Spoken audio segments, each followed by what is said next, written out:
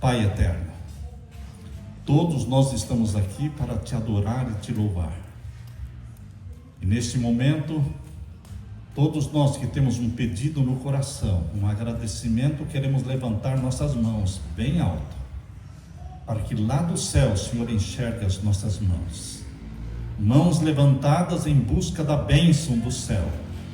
Mãos levantadas em adoração ao Criador dos céus e da terra. Nós precisamos da tua ajuda, Pai amado. Derrama sobre nós a tua bênção. Responde às orações de todos os que estão manifestando com a mão levantada. Existe um pedido no coração, existe uma súplica, existe uma intercessão, uma necessidade. Olha lá do céu para as mãos que se levantam para o céu, em busca da bênção do Pai Celestial, e derrama o Espírito Santo sobre nós, Pai amado. Ouve a nossa oração, atende os pedidos que estão sendo feitos aqui, e aceita os agradecimentos, aceita a nossa gratidão pela bênção já recebida na nossa vida. Ouve a nossa oração, Pai amado, e abre a nossa mente para o estudo da tua palavra neste momento. É em nome de Jesus que pedimos, e todos dizemos amém, Senhor. Amém. Louvado seja o Senhor. Bom é louvar ao Senhor. Você é bem-vindo à casa do Senhor. Esta é a casa do Senhor. Já não é mais a minha casa, não é a sua, é a casa do nosso Deus. Isto que está sendo construído aqui é para glorificar o nome de Deus. É para ser uma tocha de luz, iluminando aqueles que estão tentando encontrar o caminho para o céu. Vocês vão encontrar esse caminho estudando este santo livro, a Santa Bíblia. Não existe verdade fora da Bíblia. A Bíblia é a fonte da verdade. Jesus disse: conhecereis a verdade, e a verdade vos libertará. Portanto, meu querido irmão, o caminho é o estudo da Bíblia. Não é o que diz a ciência, não é o que dizem os jornais, os repórteres, mas é o que diz a Bíblia. É importante você confiar neste livro, que é bússola para os seus pés, é lâmpada para os seus caminhos. Aquele que lê a Bíblia e obedece o que nela está escrito, não andará em trevas. Ele terá a luz divina brilhando no seu caminho, brilhando dentro do seu lar. Que alegria podemos ter este livro santo. Muitas casas têm Bíblias, mas estão fechadas, empoeiradas. Queridos, a Bíblia é para ser lida, é para ser grifada, pintada, memorizada, para que você, memorizando, você repita os versos da Bíblia durante o dia. Nós estamos estudando com vocês o Apocalipse. Quantos não receberam o gráfico que nós demos? Alguns não receberam este gráfico das 7 igrejas. Quero ver a mão. Quem não recebeu o gráfico? Portanto, vamos distribuir aqui o gráfico das 7 igrejas. Este é um roteiro.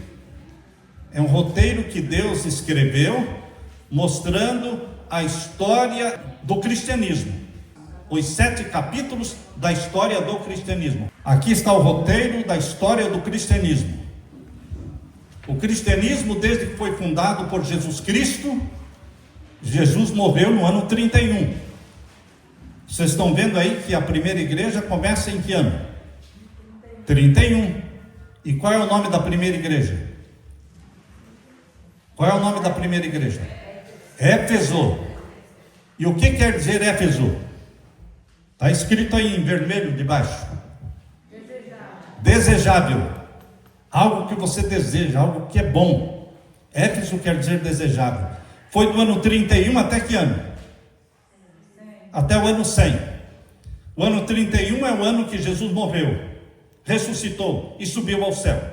O ano 100 é o ano que o último apóstolo de Jesus morreu. O apóstolo João, o mais novo dos apóstolos, morreu por volta do ano 100. Então, Éfeso é o período da história do cristianismo quando os apóstolos estavam vivos. Portanto, é um período de pureza apostólica, pureza doutrinária.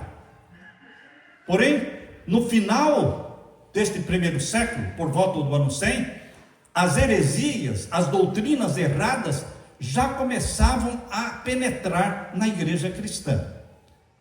Por isso que João, que ficou por último, escreveu o Apocalipse e escreveu também o Evangelho de João. Então, queridos, vamos abrir a Bíblia aqui em Apocalipse capítulo 2. Apocalipse capítulo 2, você vai encontrar a carta, primeiramente a carta de Éfeso, que nós já estudamos com vocês. Quem não assistiu à primeira igreja, a igreja de Éfeso, pode entrar no YouTube, no canal que eu tenho, não é? Que nós temos o canal, chama-se Pastor Samuel Ramos. Pastor Samuel Ramos, esse é o nome do canal do YouTube. Tem mais de 300 mil seguidores lá. Então, queridos, vocês podem assistir lá, recordar aquilo que nós estudamos sábado passado. Agora nós vamos estudar com vocês, vamos ler a carta, a segunda carta, a carta para a igreja de Esmirna. Esmirna é uma cidade grande, com mais de 200 mil habitantes hoje. É uma cidade turística, é uma cidade onde a Leila e eu já estivemos, passamos 2 noites, dormimos 2 noites ali em Esmirna. Quando estávamos visitando as 7 cidades do Apocalipse, nós dormimos na cidade de Esmirna. As cidades geralmente são ruínas, mas a cidade de Esmirna hoje não é ruína não, é uma cidade grande com mais de 200 mil habitantes.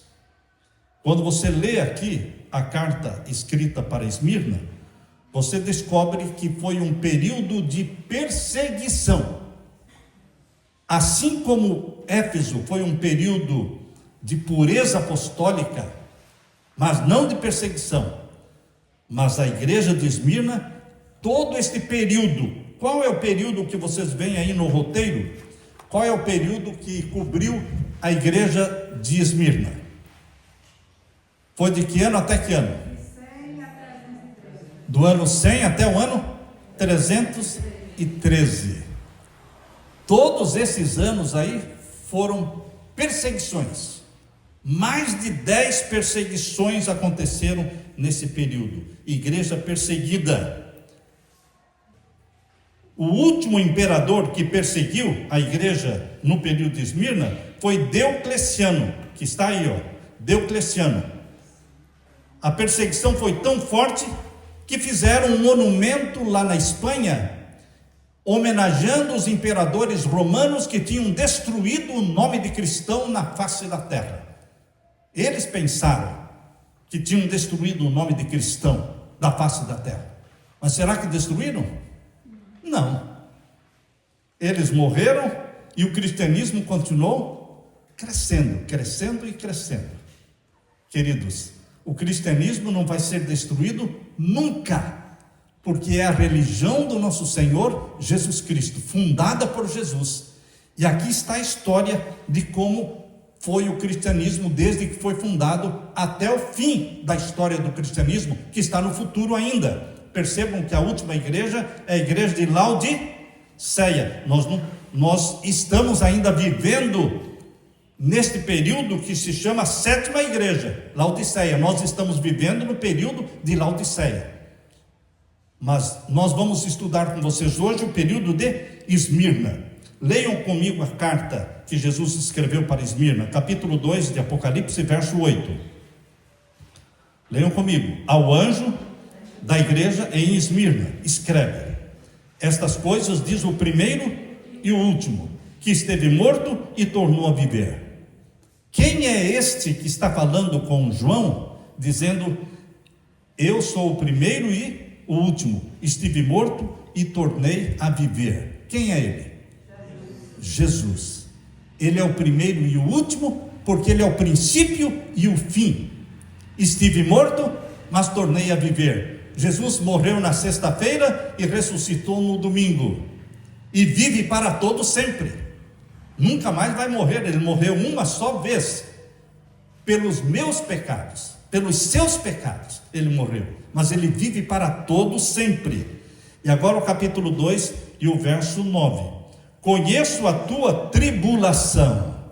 Eu gosto desta expressão, desta frase: conheço as tuas obras, conheço a tua provação, a tua tribulação, a tua pobreza, mas tu és rico. E a blasfêmia dos que a si mesmos se declaram judeus e não são, sendo antes sinagoga de Satanás.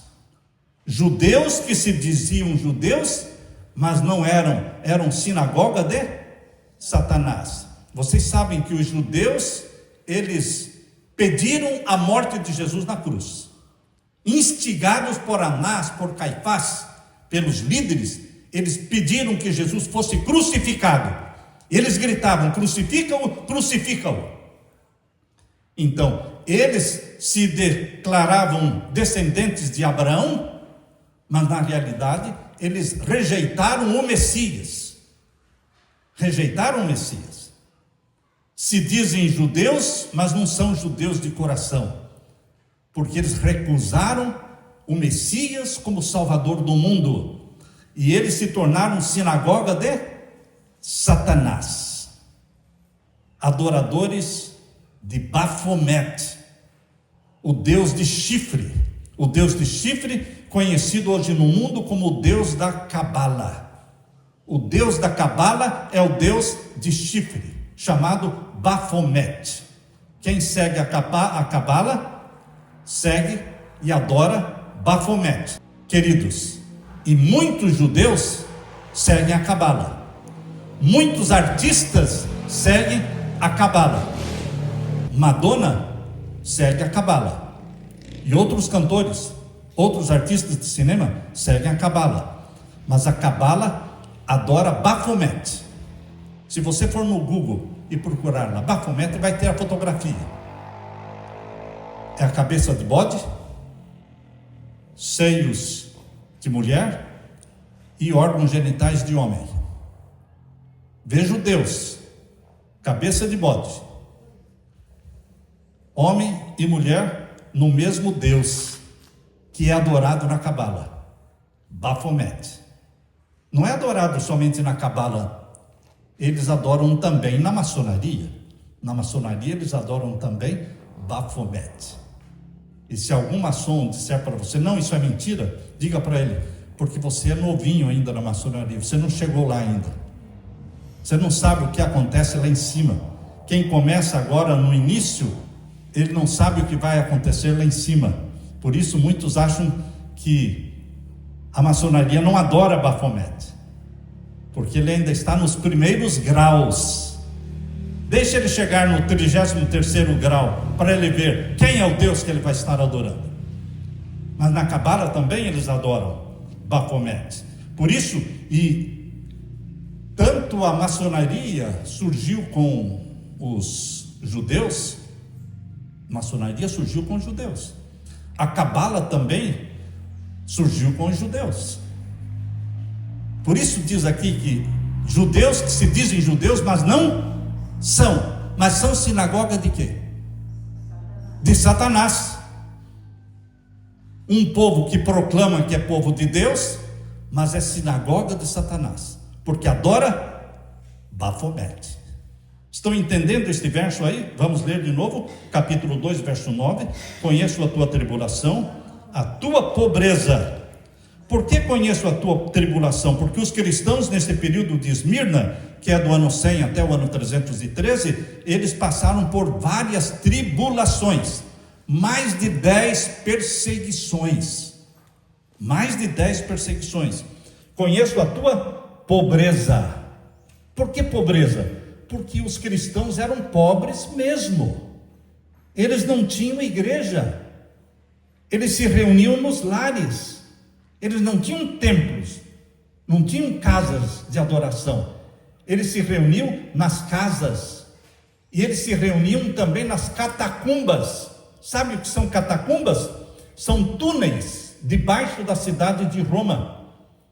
A cidade de Roma Lá embaixo, 4, 5 metros para baixo, tem túneis de 3 metros de largura por 2 metros de altura, chamados de catacumbas, onde eles enterravam os mortos, onde eles se escondiam, os cristãos se escondiam, onde eles adoravam a Deus, escondidos, porque não podiam adorar publicamente, porque estavam sendo perseguidos pelos romanos pagãos, e estavam sendo perseguidos pelos judeus que não aceitaram Jesus como Salvador. Os cristãos, nesse período de Esmirna, eles eram perseguidos dos dois lados. De um lado pelos romanos, que adoravam o sol, e por outro lado, pelos judeus, que rejeitaram o Messias. Então eles adoravam a Deus nas montanhas, nas cavernas, e na cidade de Roma, que tinham muitos cristãos na cidade de Roma, eles adoravam a Deus nas catacumbas, nesses túneis.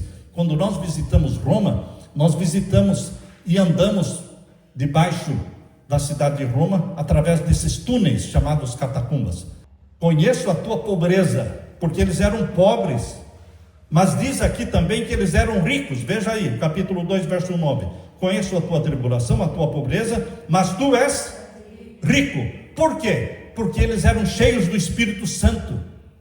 Eles permaneceram fiéis nesse período de provação, que foi do ano 100 até o ano 313, sendo perseguidos por diversos imperadores. Eles permaneceram fiéis, não esmoreceram, não abandonaram a fé. Eles eram ricos no poder do Espírito Santo. Você pode ser pobre por falta de dinheiro, mas você não pode ser pobre por falta do Espírito Santo, porque o Espírito Santo está à sua disposição. Quem não tem o Espírito Santo é porque não quer. Vou repetir: quem não tem o Espírito Santo é porque não quer, é porque não pede, é porque não busca, porque o Espírito Santo está à disposição de todo aquele que ama Jesus como Salvador. Aqueles que recebem Jesus como Salvador receberão também o Espírito Santo. O Espírito Santo passa a viver e habitar em você, na sua mente, no seu corpo, porque a Bíblia diz em 1 Coríntios capítulo 6, verso 18, que o nosso corpo é templo do Espírito Santo. O que é templo do Espírito Santo? Ele habita em nós. Então, queridos, você e eu podemos ser pobres em dinheiro, mas não podemos ser pobres no Espírito Santo. Por isso diz aqui: eu sei da tua pobreza, mas tu és rico. Riqueza espiritual. Vamos seguir aqui o verso 9. O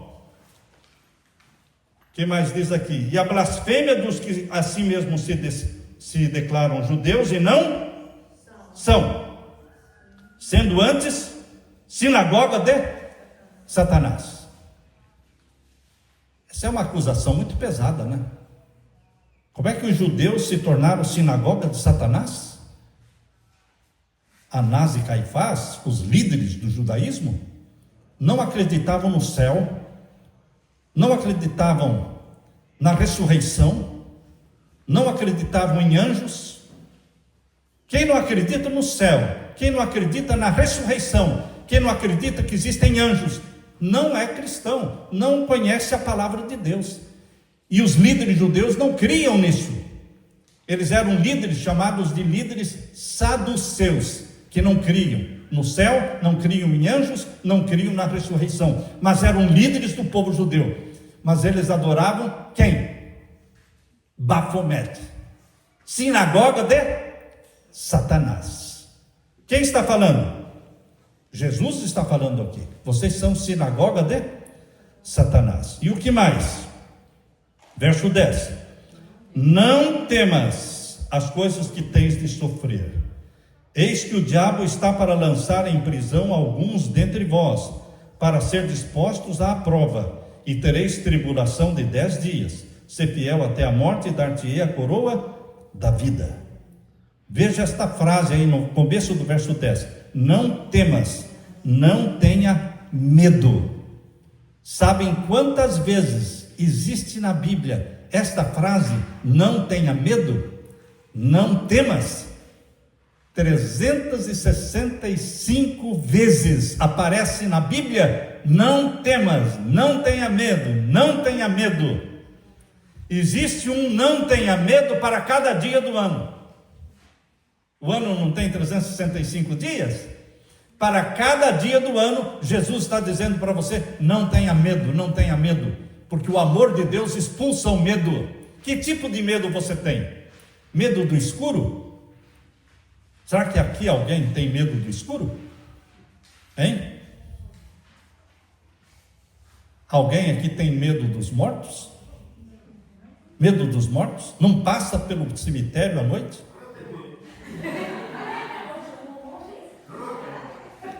Medo do câncer? Medo do câncer?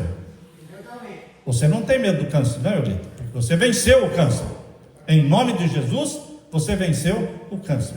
Queridos, Jesus Cristo quer expulsar os medos da sua vida. Medo da morte. Se morrer, não tem problema nenhum, Jesus vai me ressuscitar.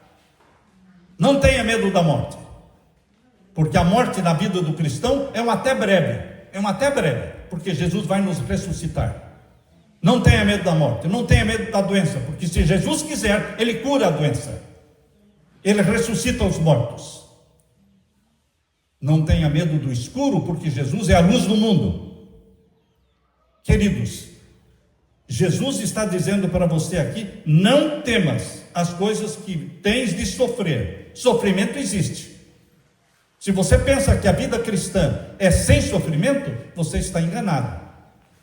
Você está enganado, porque a vida cristã é andar no caminho estreito. E no caminho estreito existe perseguição. Jesus não morreu crucificado? Pedro não morreu também crucificado de cabeça para baixo em Roma? Paulo morreu decapitado? João Batista morreu decapitado? Tiago morreu à espada? Enfim, queridos, os discípulos de Jesus não foram aplaudidos pelo mundo? Jesus também não foi aplaudido pelo mundo. Todos eles sofreram perseguições. E você acha que seguindo a Jesus Cristo você não vai sofrer perseguições? Sim ou não? Sim. Vai passar por perseguição dentro de casa, porque você aceita Jesus e o outro que não aceita começa a caçoar, começa a perseguir. Entendeu? No trabalho, você vai passar por sofrimentos, e Jesus sabia disso. No período de Esmirna houve muita perseguição. Leia comigo o capítulo 2 e o verso 10. Não temas as coisas que tens de sofrer. Só que é diferente quando você sofre com Jesus. Quando você sofre com Jesus, o sofrimento é suave, o sofrimento é suportável, porque Jesus ajuda você a carregar o fardo. Jesus diz: vinde a mim, vós cansados e oprimidos, sobrecarregados, eu vos aliviarei, disse Jesus. Com Jesus o fardo se torna leve. Verso 10: eis que o diabo está para lançar em prisão alguns dentre vós. Não foram poucos, foram centenas, foram milhares que foram perseguidos no período de Esmirna. Período de perseguição que começou no ano 100 e foi até o ano 313. Mais de 10 perseguições. A última perseguição foi de 10 anos. Vocês estão vendo aqui, capítulo 2, o finalzinho do verso 10. Diz o que aí, o finalzinho do verso 10? E tereis uma tribulação de 10 dias. Tereis tribulação de quantos dias? 10 dias. Em profecia, um dia é um ano.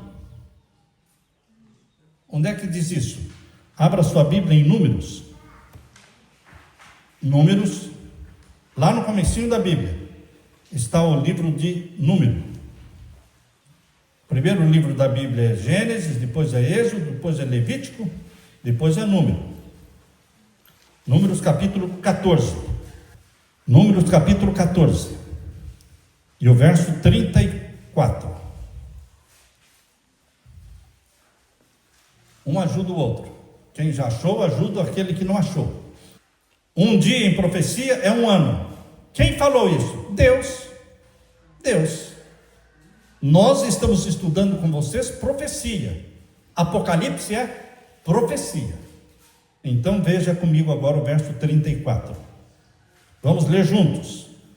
Segundo o número dos dias em que espiastes a terra, 40 dias, cada dia representando um ano, levarei sobre vós as vossas iniquidades 40 anos, e tereis experiência do meu desagrado. Quantos dias os 12 espias espiaram a terra prometida? 40 dias eles estiveram ali visitando a terra que manava leite e mel. 12 espias. E quando eles voltaram com um relatório, por um lado bom, dizendo que a terra era boa mesmo. Trouxeram um cacho de uva que precisaram 2 homens para carregar o cacho de uva. Imagine só que tamanho era esse cacho de uva. Trouxeram figo, trouxeram romãs, trouxeram muita fruta, mostrando que a terra realmente era muito boa, que manava leite e mel. Mas 10 dos 12 espias, eles eram negativos, eles eram pessimistas, e eles disseram: nós nunca vamos conseguir entrar nessa terra, porque essa terra, ela é habitada por gigantes, e nós somos gafanhotos perto desses gigantes. Nós nunca vamos entrar nesta terra prometida. 10 dos 12 eram pessimistas, 2 eram positivos, otimistas. Como é o nome dos 2 que disseram: nós vamos entrar, se Deus se agradar de nós, nós vamos entrar nessa terra sim, porque Deus prometeu? Josué e Calebe. Josué e Calebe foram os 2 que falaram bem da terra, incentivaram o povo. Mas 10 foram o quê? Desencorajadores. E o povo começou a praguejar. Queridos, Deus se desagradou da incredulidade deles. E Deus falou aqui: vocês espiaram a terra e viram quão bela ela é, quão fértil ela é, por 40 dias. Agora vocês vão voltar para o deserto. Vejam aí onde surgiu a profecia. Vocês vão voltar para o deserto, um dia para cada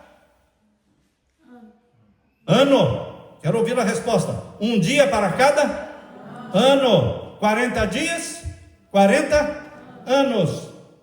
Você já não se perguntou por que o povo de Deus ficou vagueando pelo deserto 40 anos? Por quê? Por causa da incredulidade deles. 40 anos vagueando, até que morreram todos os que tinham mais de 20 anos. Todos os que tinham mais de 20 anos, quando saíram do Egito, era uma multidão de mais de 2 milhões de homens e mulheres. Uma multidão de mais de 2 milhões. Todos os que tinham mais de 20 anos, quando saíram do Egito, todos eles morreram durante esses 40 anos e não entraram na terra prometida, com exceção de Josué e Calebe. Moisés morreu, não entrou também. Morreu e Jesus o ressuscitou e o levou para o céu. Então, queridos, vejam os 40 anos que Jesus disse: um dia para cada ano. Em profecia, um dia vale um ano. Então você volta agora lá para Apocalipse capítulo 2. Apocalipse capítulo 2. Nós estamos lendo aqui a carta de Esmirna. Essa carta de Esmirna fala que eles teriam uma perseguição de 10 dias. Essa perseguição de 10 dias seria de 10 anos. Estão entendendo? 10 anos de perseguição.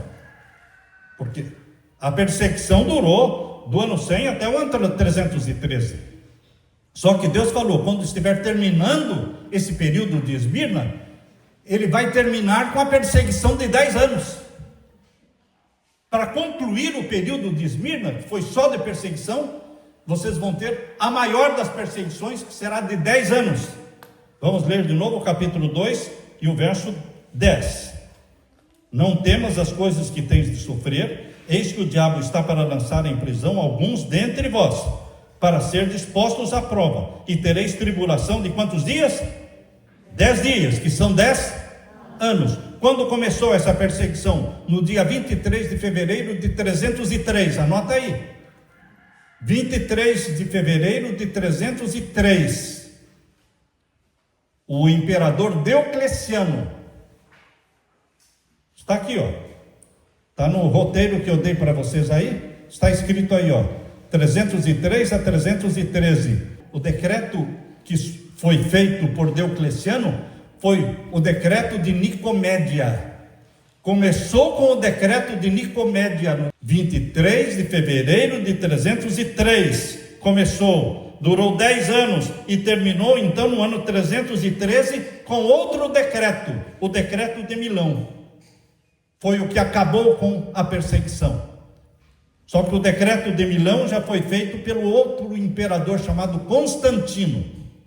Lembrem-se que Constantino, ele não perseguiu os cristãos.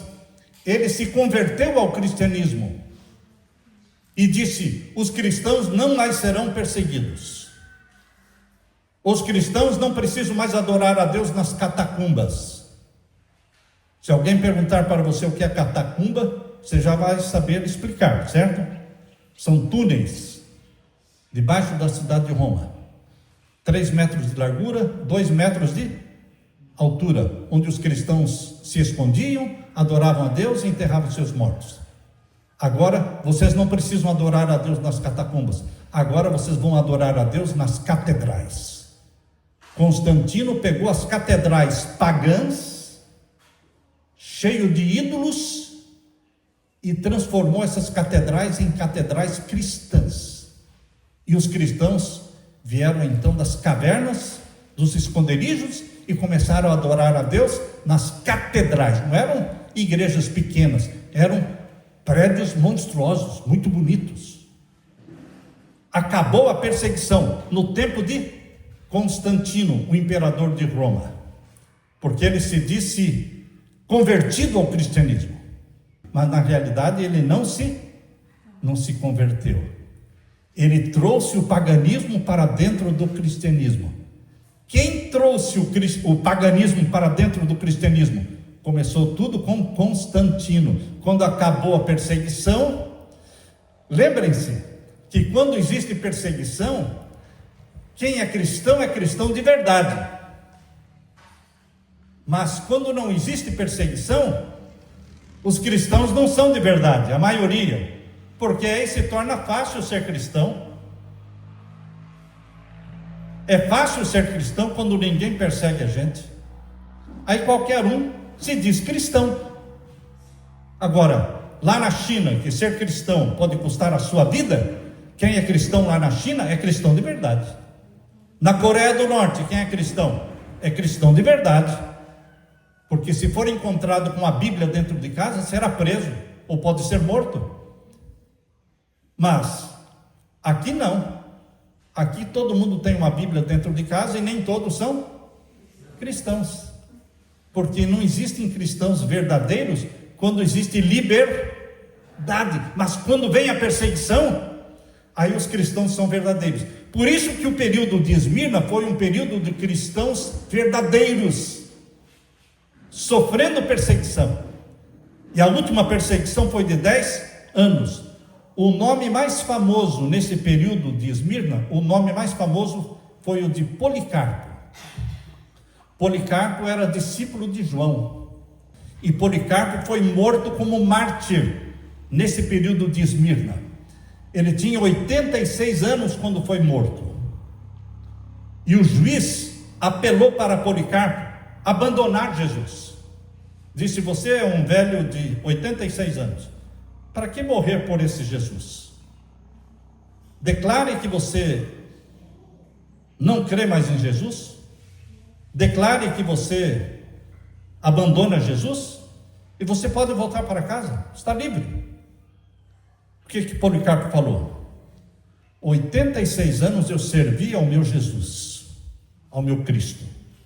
Ele nunca fez nada de ruim para mim, ele só faz coisas boas para mim. Ele é o meu Salvador. Como é que eu vou negar o meu Senhor Jesus?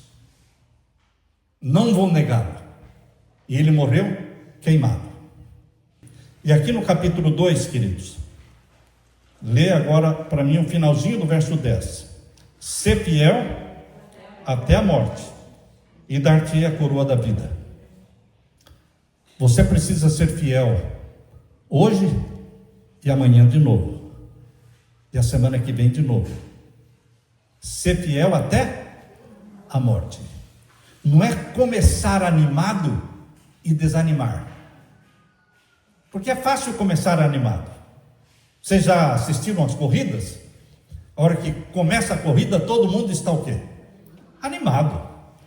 Todo mundo animado, aquela multidão, toda a energia. Mas depois de 10 minutos, depois de 15 minutos, meia hora correndo, o povão já ficou para trás e só ficou uma elite lá na frente. Queridos, Jesus Cristo não quer que você lute para chegar em primeiro lugar. Não precisa chegar em primeiro lugar. O importante no cristianismo é chegar. Lembre, na corrida para o céu, não é questão de chegar em primeiro, em segundo, terceiro. Não importa se você vai chegar em 1000º lugar. Não importa se você vai ser o último a chegar. Não importa, contanto que chegue. Não desanime, não pare no meio do caminho, não se assente, não desista de Jesus. Ser fiel até a morte. Enquanto o coração estiver batendo, você diga: eu sou de Jesus, eu dei minha vida para Jesus, e eu vou servir a Jesus. Enquanto meu coração bater, eu sou de Jesus. Meu querido irmão, ser fiel não só um dia, uma semana, um mês, mas até a morte. As pessoas dizem no casamento, não é? No casamento, quando o pastor pergunta: você promete aceitar a neta, não é, como tua única e legítima esposa, e ser fiel a ela até a morte? E o noivo diz o quê? Sim. Dali 1 ano, 2 anos, o que acontece? Cadê o fulano? Divorciaram. Mas o que eles falaram diante de Deus lá? Não era até a morte? Mas a gente não era sério, né? A gente estava brincando. Queridos, a gente não brinca com Deus. Você aceita Jesus como Salvador? Quero ver a mão. Quantos aceitam Jesus como Salvador? É de brincadeira? Fica com a mão levantada. Você aceita Jesus? Aceita. Até a morte? Até a morte? Aleluia, aleluia. Ser fiel, porque às vezes a pessoa some. E o fulano, faz 1 mês que não aparece, não quer mais estudar a Bíblia. Mas ele não aceitou a Jesus?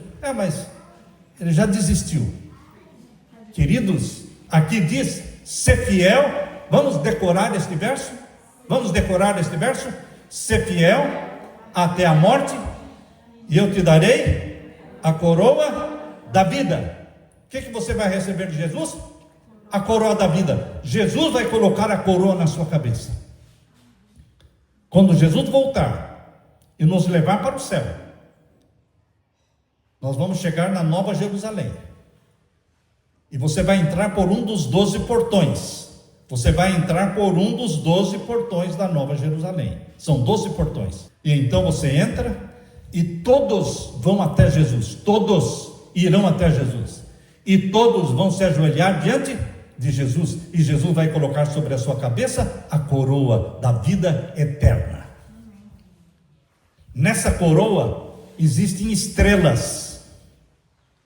Algumas coroas têm mais estrelas que as outras. Sabem o que são essas estrelas? São almas ganhas para Jesus.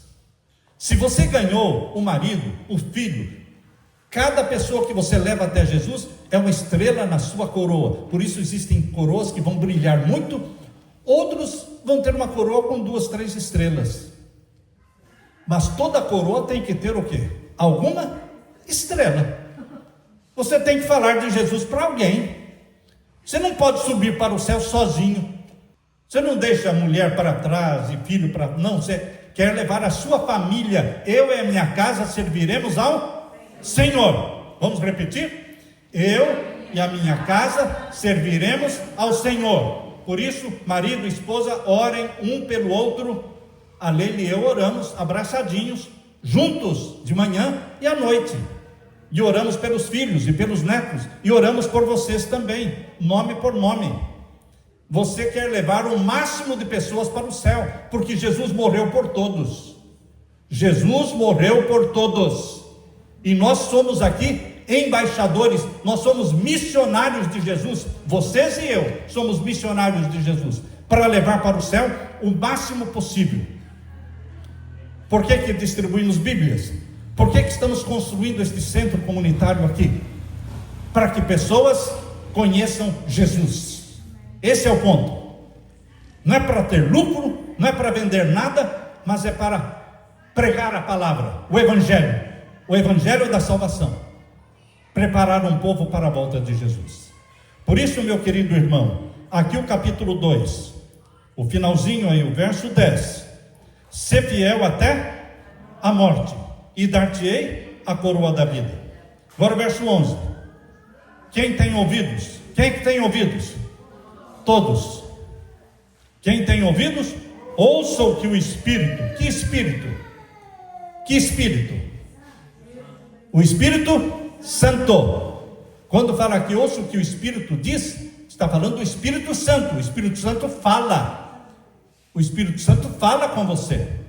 Ouça o que o Espírito diz às igrejas. Agora termina comigo o verso 11. O vencedor de nenhum modo sofrerá dano da segunda morte. O vencedor em Cristo Jesus não vai passar pela segunda morte. Isto quer dizer que você pode passar pela primeira morte. Meu pai já morreu. Já enterrei meu pai, já enterrei minha mãe, já enterrei a minha irmã. Eu fiz o funeral de todos eles. Então, meus queridos, eles morreram em Cristo, estão salvos, mas estão dormindo no pó da terra, esperando Jesus voltar para serem ressuscitados. Serão ressuscitados para a vida eterna e não vão passar pela segunda morte. Quem ama Jesus não vai passar pela segunda morte. Qual é a segunda morte? Apocalipse 21. Abra sua Bíblia. Apocalipse capítulo 21. Aqui fala da segunda morte. Capítulo 21, o verso 8. Capítulo 21, verso 8. Podemos ler juntos? Leiam comigo. Quanto, porém, aos covardes, aos incrédulos, aos abomináveis, aos assassinos, aos impuros, aos feiticeiros, aos idólatras e a todos os mentirosos. Pegou todo mundo aqui, não é? Escapa alguém? Escapa? Escapa? Você é mentiroso? Não, eu não sou, você não é. A gente fala a verdade. Você é feiticeiro? Não. Então, você não pode estar aqui nesse grupinho aqui, meu querido irmão. Não, se você estiver nesse grupinho aqui, saia dele, muda para o lado de Jesus. Se você era feiticeiro, deixa de ser. Se você era mentiroso, deixa de ser. Peça perdão para Jesus. Mas você não vai continuar nesse grupinho que vai para o lago de fogo e enxofre. Aqui diz que vai para o lago de fogo e enxofre. Leia comigo de novo o capítulo 21, verso 8. Quanto, porém, aos covardes, você é covarde? Não, você está aqui porque você decidiu estar aqui, se esforçou para estar aqui. Você não é covarde. Quanto aos incrédulos, aos abomináveis, aos assassinos, aos impuros, aos feiticeiros, aos idólatras e a todos os mentirosos, a parte que lhes cabe será onde? Para quem que Deus preparou o lago de fogo e enxofre? Para todos os mentirosos, idólatras, feiticeiros, assassinos, covardes, incrédulos, a sua parte será no lago de fogo que arde com fogo e enxofre, a saber, a segunda. Qual que é a segunda morte que a Bíblia explica? É no lago de fogo e enxofre. Essa morte você não vai ter, amém? Porque Jesus morreu no seu lugar. A gente pode morrer aqui de um câncer, pode morrer de um acidente aí de carro na estrada, mas você dormiu em Cristo e vai ser ressuscitado na volta de Jesus, levado para o céu e vai viver eternamente. Você não vai sofrer o dano da segunda morte. A segunda morte vai ser no final dos 1000 anos. Olha aí o capítulo 20. Volte uma página aí, ó. Capítulo 20 fala dos 1000 anos. A terra vai virar um abismo por 1000 anos. Satanás vai ficar preso nessa terra por 1000 anos. No final dos 1000 anos, a nova Jerusalém vai descer do céu. Capítulo 21, veja aí. Capítulo 21, verso 2. Capítulo 21, verso 2. Leia comigo. Vi também a cidade santa, a nova Jerusalém, que descia do céu da parte de Deus, ataviada como uma noiva adornada para o seu esposo. Quando é que João viu essa cidade descendo? No final dos 1000 anos. Capítulo 20 fala dos 1000 anos. E o 21 fala o que vai acontecer no final dos 1000 anos. Você vive no céu 1000 anos com Jesus. E aí desce do céu na nova Jerusalém, junto à nova Jerusalém desce do céu. E então o povo de Deus desce também. Aí os ímpios ressuscitam para o lago de fogo e enxofre. Aí que aparece o verso 8. Está vendo que o verso 8 vem quando a cidade santa descer do céu? Aí vem o verso 8 falando que os mentirosos, os feiticeiros, os idólatras, os assassinos, eles vão sofrer a segunda morte. Queridos, Deus está dizendo para você no finalzinho da carta de Esmirna, veja lá, no finalzinho da carta de Esmirna, o capítulo 2, e veja aí o verso 11, finalzinho do capítulo 2, verso 11, na carta de Esmirna, termina dizendo: quem tem ouvidos, ouça o que o Espírito diz às igrejas. O vencedor, não é o fracassado, mas é o vencedor. O vencedor é o que permanece em Cristo, fiel até a morte, será vencedor. Esse não vai sofrer o dano da segunda morte, que será a morte eterna.